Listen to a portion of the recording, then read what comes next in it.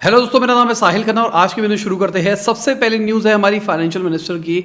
तो उन्होंने बोला है जो चाइनीज़ मोबाइल कंपनीज है वीवो, ओप्पो और शाओमी, सभी के ऊपर टैक्स इवेशन के एलिगेशंस लगे हैं। नोटिस भेज दिया गया है अलग अलग कंपनीज को अलग अलग पैसों के लिए। अब देखते हैं क्या होता है क्या नहीं होता है। चाइना से भाई लग रहा है कि वॉर हो सकती है। अब चाइना एक और, पहले हमने वॉर देख ली है और यहाँ ऊपर से अभी आसार लग रहे हैं कि चाइना वर्सेस ताइवान हो सकता है और यूएस उसके अंदर आ सकता है। कई बड़े एनालिस्ट का कहना है कि लड़ाई शायद नहीं होगी क्योंकि चाइना भी अभी अच्छी कंडीशन के अंदर नहीं है और ताइवान पूरा तैयार बैठा है, तो चाइना अटैक नहीं करना चाहता और यूएस भी बैकिंग नहीं करेगा ताइवान की। शायद वो एम्यूनिशन वगैरह दे देगा, गन वन पकड़ा देगा, कुछ टैंक वैंक प्लेन व्लेन दे देगा, पर वो अपनी आर्मी वार्मी नहीं भेजेगा। ऐसा नहीं होगा।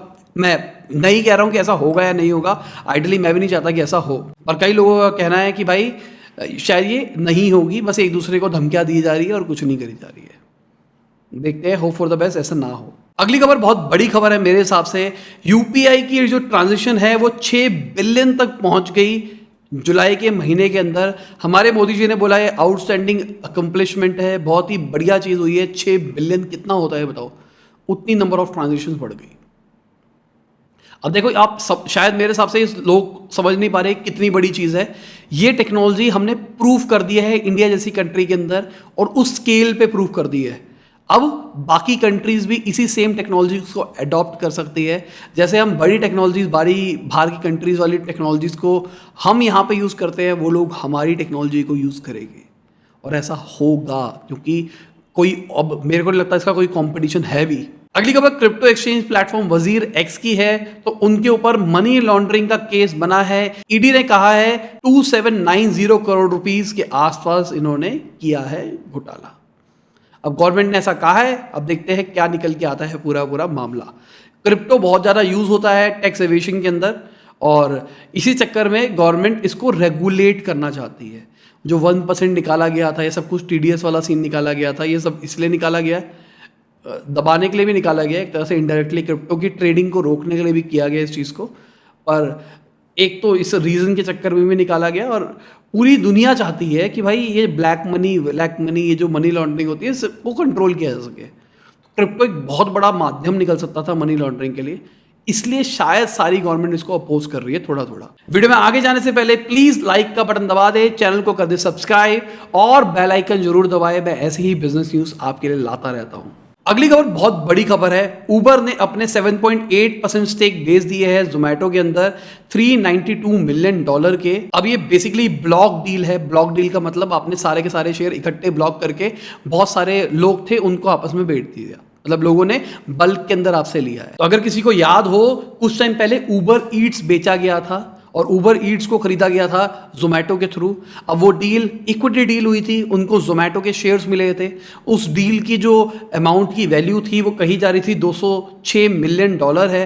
फिर जब ये डील होती है तो इनकी डील के हिसाब से उबर को अपनी थोड़ी सी इक्विटी बढ़ानी थी क्योंकि जोमेटो को स्विगी से compete करना था, इसलिए उबर ने थोड़ा और इन्वेस्टमेंट किया। तो तकरीबन 9.99% के आसपास ओन कर रहा था जोमेटो का। पर अब उबर ने डिसाइड किया है कि भाई हम अपने शेयर्स को बेच के निकल रहे हैं, हम नहीं करना चाहते। अभी भी थोड़े से बचे हैं उनके पास में, पर बहुत सारा मेजर उन्होंने निकाल दिया और आने टाइम में बचे हुए भी निकाल देंगे, ऐसा कहा जा रहा है। एनालिस्ट का कहना है कि भाई $707 मिलियन से ज़्यादा का लॉस हो सकता है ये जो इन्होंने इन्वेस्टमेंट करी थी जोमेटो के अंदर कुछ ही साल के अंदर, मतलब आधे साल 1-1.5 साल के अंदर। और इस डिसीजन के पीछे का रीज़न क्या है? उबर अब शायद प्रॉफिट की तलाश में है। जो पुराने डिसीजन ले लिया है वो ले लिया है, अब उनको प्रॉफिट चाहिए। उबर अभी रिसेंटली कैश फ्लो पॉजिटिव हुआ है पहली बार अप्रैल से जून के क्वार्टर के अंदर, और ये अच्छी खबर है उबर के लिए। तो अब देखते हैं उबर क्या करता है आने वाले टाइम के अंदर। आपको लगता है कि इंडिया के अंदर जो खबरें निकल रही थी कि भाई जो ओला उबर है ये सब के सब मर्ज हो जाएंगे या फिर उबर इंडिया छोड़ के चला जाएगा, अब टैक्सी कैब का बिजनेस इंडिया में नहीं चलेगा, ऐसा कुछ लगता है आपको? क्योंकि बहुत ज़्यादा अपोज तो चल रहा है।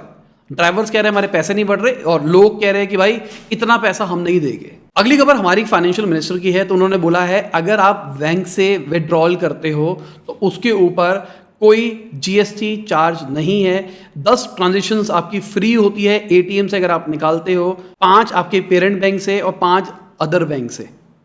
मतलब अपना पैसा निकालने के लिए भी आपको पैसे देने पड़ते हैं अगर ज़्यादा अमाउंट होता है तो, मतलब ज़्यादा बार ट्रांजेक्शन आप करते हो तो फ़ायदा क्या हुआ बैंक का ना। इससे बढ़िया तो कैश रख लो अपने पास, 5-6% की जगह क्या मिलेगा। ऐसा नहीं कह रहा हूँ, मतलब लॉजिकली देखा जाए ये चीज़ गलत है, मेरे को नहीं पसंद। और यही रीज़न है मुझे जो लगता है यूपीआई का राइज हुआ है। अब कैश की जरूरत नहीं पड़ती, मतलब मैं अपना बताऊँ, मेरे को तो मतलब सदियाँ हो जाती है कैश निकाले हुए, सारी चीज़ें यूपीआई ऑनलाइन हो ही जाती है। बहुत ही रेयर होता है जहाँ पे कैश की जरूरत पड़ती है। अगली खबर एक रिपोर्ट निकल के आई है जिसके हिसाब से नॉर्थ कोरिया के अंदर जो बड़े बड़े हैकर्स हैं वो लिंक्डइन पे लोगों की प्रोफाइल चुरा रहे हैं, मतलब चुरा रहे हैं उनकी आइडेंटिटी वगैरह डेटा वेटा से उनको स्क्रैप कर रहे हैं और उससे रिज्यूम्स बना रहे हैं और अपनी आइडेंटिटी बना के इंटरव्यू दे रहे हैं यूएस की क्रिप्टो फर्म्स के अंदर, ताकि वहाँ पे वो चोरी कर सके वहाँ की गवर्नमेंट के लिए, मतलब यूएस गवर्नमेंट के लिए नहीं, नॉर्थ कोरिया की गवर्नमेंट के लिए। अभी रिसेंटली एक इंसिडेंट भी निकल के आया था, नॉर्मेट ब्रिज करके एक कंपनी है, उनके अंदर तकरीबन 150 से 190 मिलियन डॉलर से ज़्यादा का यूज़र की क्रिप्टो करेंसी का थेफ्ट हुआ है, जिसमें ईथर यूएसडीसी चोरी करे गए हैं। पर जो कंपनी है उनका कहना है कि हमको पता है, उन्होंने एड्रेस कर दिया इस प्रॉब्लम को, पर उन्होंने अमाउंट नहीं बताया है। और अगर मैं इंडिया के बैंक्स की बात करके चलूं तो पिछले 4 साल के अंदर 248 डेटा ब्रीचेस हुए हैं, मतलब डेटा को निकाला गया है हैकर्स के थ्रू। अगर मैं जून 2018 से मार्च 2022 की बात करके चलता हूं तो ये नंबर्स ज़्यादा भी है कम भी है, मतलब डिपेंड करता है कि डेटा किस लेवल पे कहाँ से निकला है। अगली खबर हमारी फाइनेंशियल मिनिस्टर की है। हमारी फाइनेंशियल मिनिस्टर ने राज्यसभा के अंदर एड्रेस किया एक बहुत ही इंपॉर्टेंट चीज़ को।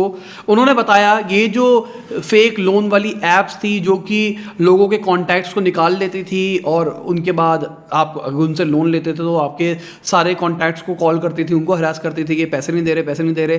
कई लोग पैसे दे चुके होते थे फिर भी उनसे ज़्यादा हरास करके एक्स्ट्रा पैसा मांगा जाता था। कई लोगों के साथ में बहुत सारी गलत चीज़ें भी होती थी, उनकी फ़ोटोज़ निकाल के उसको मॉर्फ करके और कुछ किया जाता था। कई लोगों ने सुसाइड भी करी इसके चक्कर में। तो उन्होंने कहा कि अब तो भाई लंका लगेगी इनकी, अब देखते हैं क्या होता है, क्या स्ट्रिक्ट एक्शन लिए जाते हैं। कह तो रहे हैं पर हमको सामने भी चाहिए। अगली खबर जो हमारे कम्युनिकेशन मिनिस्टर है अश्विनी जी, उन्होंने बोला कि जो हमारा टेलीकॉम सेक्टर है वो 2 से 3 ट्रिलियन डॉलर की इन्वेस्टमेंट देख सकता है आने वाले 2 सालों के अंदर। उन्होंने बोला भी 5G 5G तो चल रहा है और आने वाले टाइम में टेक्नोलॉजी धीरे धीरे और बढ़ेगी, पर इतनी ज़्यादा इन्वेस्टमेंट आ सकती है, बहुत ज़्यादा इन्वेस्टमेंट है मेरे हिसाब से। देखते हैं कि असली में इतनी आती है या नहीं आती है। अगर वॉर होती है चाइना वाली तो नुकसान तो होगा, पूरी दुनिया को नुकसान तो होगा, पर बहुत हाई चांसेस है कि इंडिया के अंदर इन्वेस्टमेंट आनी शुरू हो जाएगी, मुझे ऐसा लगता है। पर मैं नहीं चाहता कि वॉर हो, क्योंकि इकोनॉमी भी हमारी और ख़राब हो जाएगी। कुछ टाइम तो बहुत बुरा रहेगा पूरी दुनिया के लिए, क्योंकि वो वॉर थी और चाइना भी बहुत ज़्यादा माल भेजता है पूरी दुनिया के अंदर। वो जो दोबारा से वो जो एरिया है जहाँ पे वॉर हो रही होगी तो उस चक्कर में बहुत ज़्यादा माल निकल नहीं पाएगा चाइना से वगैरह से, और नहीं निकलेगा तो पूरी दुनिया में सप्लाई चेन का गैप आ जाएगा और बहुत दिक्कतें आ सकती है। इसलिए भी मुझे लगता है कि वॉर नहीं होगी, मतलब बहुत पीछे के बहुत सारे रीज़न हैं। हमने देखा रशिया के ऊपर सैंक्शन लगा दिए गए, चाइना के ऊपर भी सैंक्शन लगाए जा सकते हैं, और चाइना तो बहुत सारी चीज़ें प्रोड्यूस कर रहा है तो सीधा सीधा कंपनीज इंडिया जैसी कंट्रीज़ को देखेगी। देखते हैं क्या होता है, वो टाइम बताएगा। अगली खबर बजाज ऑटो की है। तो उनकी जो 2 व्हीलर की सेल है वो 5% घटी है जुलाई के महीने के अंदर। और मजे की बात यह है जो उनकी डोमेस्टिक 2 व्हीलर की सेल है वो 5% बढ़ी है।